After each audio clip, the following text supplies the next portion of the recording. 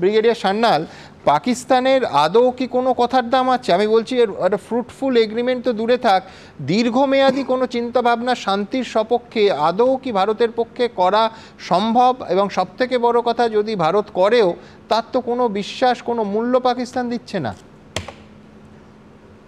পাকিস্তানকে যদি আমরা বিশ্বাস করি, এটা হবে আমাদের সবচেয়ে বড় ভুল।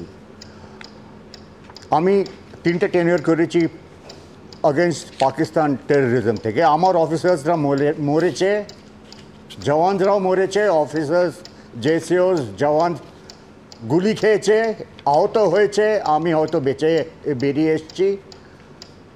তো পাকিস্তানকে আমি কোনোদিন মুড়ি ছুঁড়ে ফুল ছুঁড়ে হামলা করব না। আমাদের পাকিস্তানকে একটু বুঝতে হবে পাকিস্তান কীরকম আমাদের এক্সপ্লয়েট করেছে। 3-4 এক্সাম্পলস দেব। 1971 war, overwhelming victory Sam Manekshaw prime minister Indira গান্ধীকে দিলেন।